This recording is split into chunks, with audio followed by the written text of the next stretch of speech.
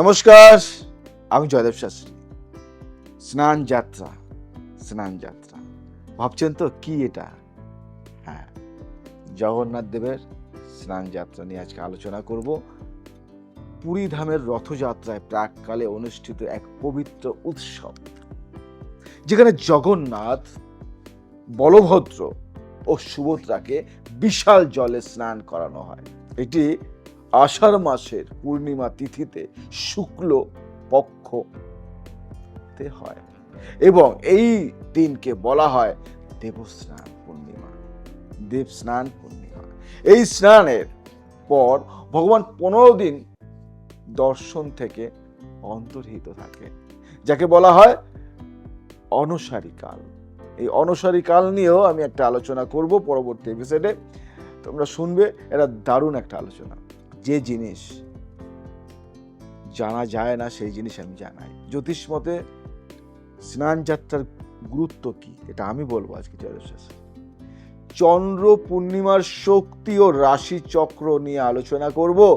এই দিনটি আষাঢ়ী পূর্ণিমা, চন্দ্র সর্বোচ্চ শক্তি সম্পন্ন থাকে। চন্দ্র মানব মনের প্রতীক আর জগন্নাথ চেতন জগতের প্রতীক। বুঝলে, দুইয়ের মিলনে ঘটে মানসিক ও আত্মিক পরিশুদ্ধি। চন্দ্র যদি জাতকের কুণ্ডলিতে দুর্বল হয়, চন্দ্র রাহু যোগ, চন্দ্র শনি দৃষ্টি, তাহলে এই দিনে জগন্নাথের দর্শন, পুজো ও জল স্নানের উপচার করলে মানসিক ভারসাম্য ফিরে আসে। বুঝতে পারলে? মানে জয়দেব শাস্ত্রী কিছু এমন এমন গুপ্ত জিনিস বলবে, আটকে উঠবে তোমরা সবাই।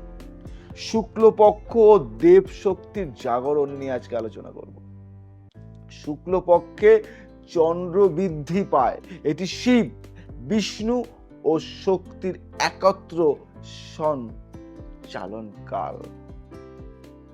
জ্যোতিষ মতে এই দিনে দশম, একাদশ বা দ্বাদশ রাশিতে চন্দ্র থাকলে তা ভগবানের শক্তিকে মানব জীবনে অভ্যন্তরীণ। আজকে নবগ্রহ শান্তির সময় নিয়ে আলোচনা করব। নবগ্রহ শান্তি এই দিনে সূর্য ও চন্দ্রের মধ্যকার শক্তি মিলে স্নানের মাধ্যমে গ্রহ শান্তি ঘটানো সম্ভব। যারা শনি, রাহু বা কেতুর দোষে ভুগছেন, তাদের জন্য স্নান যাত্রার দিনে অবিরল জল প্রদান ও সাদা হলুদ ফুল দিয়ে জপ বিশেষ ফলপ্রসূ। এটা মাথায় রাখবেন। জয়দেব শাস্ত্রী কিছু কথা এমন বলে যেটা একটু আলাদা মার্গের হয়। আজকে পুরাণে কি বলেছে সেইগুলি নিয়েও আলোচনা করব। পুরাণ ও তান্ত্রিক দৃষ্টিভঙ্গিতে স্নান যাত্রার মাত্রা কোথায় শুনবেন। পুরাণ অনুযায়ী একটা কাহিনী আপনাদেরকে বলি। একবার মা লক্ষ্মীর সঙ্গে বিরোধে জগন্নাথ ভগবান কৃষ্ণ বলভদ্র ও সুভদ্রাকে নিয়ে নিজ গৃহ থেকে বেরিয়ে আসে। লক্ষ্মী দেবী রুষ্ট হন, ফলে তিনি তাদের অসুস্থ করে দেন। বুঝতে পারলে?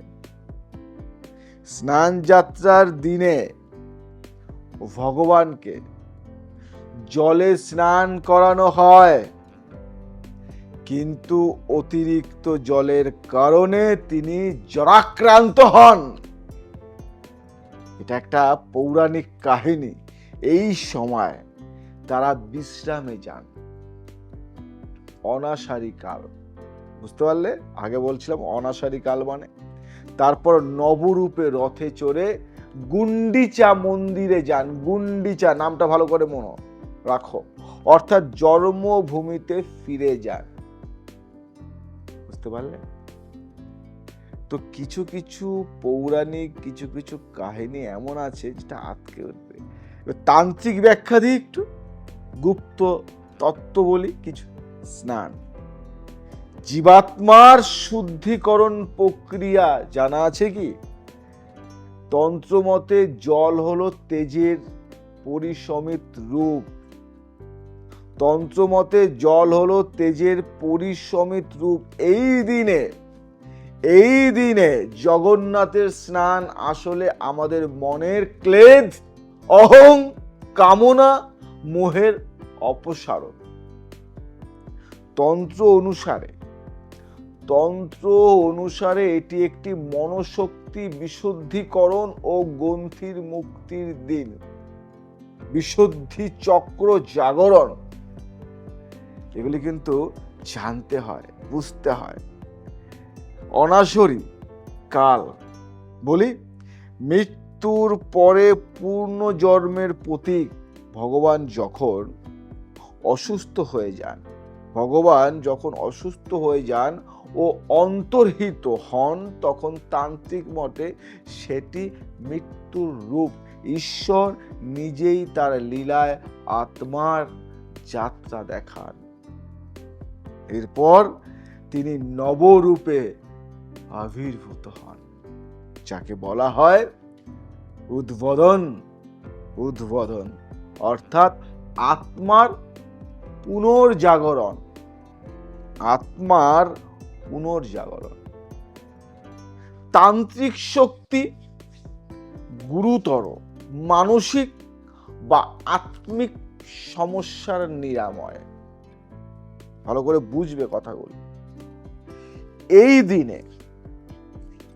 দিনে আত্মা ও চেতন শক্তির সংযুক্ত হয়। যারা কালো জাদু, ভালো করে শোনো, যারা কালো জাদু, মানসিক অসুস্থতা বা অশুভ শক্তির দ্বারা আক্রান্ত, তারা তান্ত্রিক উপায়ে স্যানযাত্রার দিন প্রতিকার পেতে পারে। আমি একজন তান্ত্রিক, জ্যোতিষ এবং বাস্তবিদ, যোগবিদ জয়দেব শাস্ত্রী তোমাদেরকে একটা কথা বলি, যে আমি বিশেষ ক্ষণে কিছু ক্রিয়া করে থাকি। সেই বিশেষ তান্ত্রিক ও জ্যোতিষীয় কিছু টোটকা আমি তোমাদেরকে আজকে প্রদান করব, যেটা স্নান যাত্রার টোটকা আমরা বলতে পারি। বলি, মানসিক বিষ ও গোপন শত্রু নাশের জন্য একটা টোটকা দেব।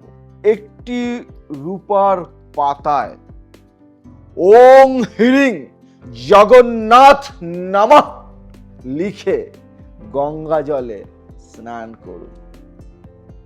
তারপর সেই পাতাটি তুলসী গাছের নিচে পুঁতে দিন। এই তন্ত্র ক্রিয়া বা এই টোটকাটি যদি করতে পারেন, কি হয় আমায় জানাবেন। গোপন টোটকা। রাহু শনি দূর করার জন্য এক টোটকা। 3টি কালো তিল, একটি লোহার টুকরো ও একটি সাদা চামেলি ফুল একটি কাগজে জড়িয়ে স্নান যাত্রার দিনে নদীতে ভাসান। কি ফল হয় আমায় বলবেন। আর সঙ্গে একটা মন্ত্র জপ করুন। কি মন্ত্র? ওং জয় জগন্নাথ অন্ধকার বিনাশায় 11 বার। দারুণ রেজাল্ট, দারুণ রেজাল্ট। এই টোটকাটি করুন। মনোবল ও আত্মবিশ্বাস বৃদ্ধিতে আমার এই টোটকা আপনার জন্য। স্নান করে এসে একটি হলুদ সুতোয় 9টি সাদা চামেলি ফুল গাঁথুন। একটি হলুদ সুতোয় 9টি সাদা চামেলি ফুল গাঁথুন। সেই মালা নিজের গলায় পরিয়ে বলুন, আমি জয়ী, আমি বিশুদ্ধ, আমি চেতনার সন্তান বলুন। তারপরে রেজাল্ট, ম্যাজিক্যাল ভাবে রেজাল্টটা দেখতে পাবেন। জয়দেব শাস্ত্রী কিছু জিনিস বলে দেয়, যেটা গুপ্ত জিনিস, যেগুলি পাওয়া যায় না, কোথাও পাওয়া যায় না। জ্যোতিষে স্নান যাত্রা মানে কি বুঝি আমরা বলবো আজকে। চক্র বিশুদ্ধি, বিশেষত বিশুদ্ধি চক্র মানে গলার চক্র, বিশেষত বিশুদ্ধি চক্র মানে গলার চক্র, যেখান দিয়ে সত্য সমস্ত কথা, মন্ত্র ও সিদ্ধান্ত বের হয়। চন্দ্র ও বৃহস্পতি শক্তি, ভালো করে শুনবেন এটা।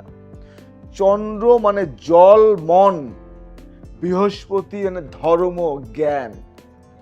বুঝতে পারলেন? স্নান যাত্রা চন্দ্রকে বিশুদ্ধ ও বৃহস্পতিকে সক্রিয় করে তোলে, সক্রিয় করে, আমূল পরিবর্তন নিয়ে আসে নিজের লাইফে, এবং আপনি যাকে যা বলবেন সেটা ঘটতে বাধ্য। ছোট্ট করে একটু বলে দিই, কেন জ্যোতিষীদের এই দিন গুরুত্বপূর্ণ জানেন? এই দিন বহু গ্রহের স্পর্শ থাকে, সূর্য, চন্দ্র, বৃহস্পতি, রাহু।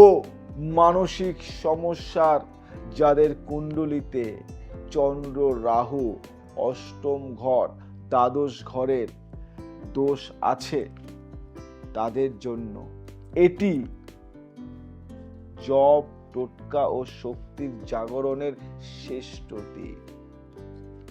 তাই আমরা জ্যোতিষীরা এই দিনটি সুন্দরভাবে পালন করি।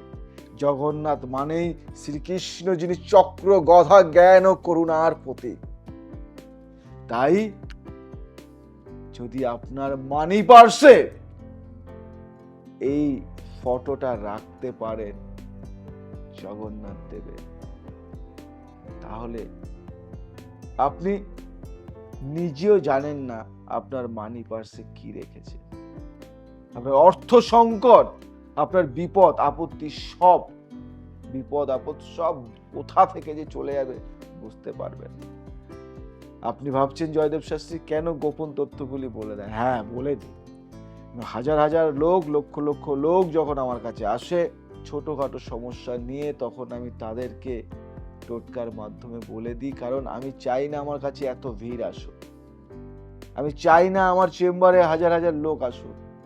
আমি চাই যারা বাড়িতে বসে আমার টোটকা শুনেই সমস্যার সমাধান হয়ে যায়।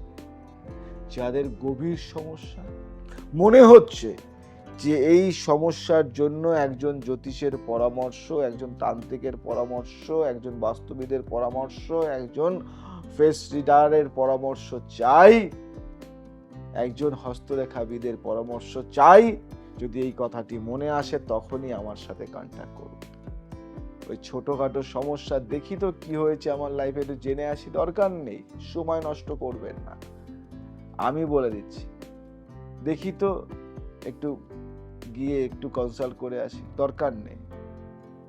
যদি মনে হয় গভীর সমস্যা, এই সমস্যার ত্রাণ, এই সমস্যার মুক্তি পেতে হবে, তাহলে কন্ট্যাক্ট করবেন।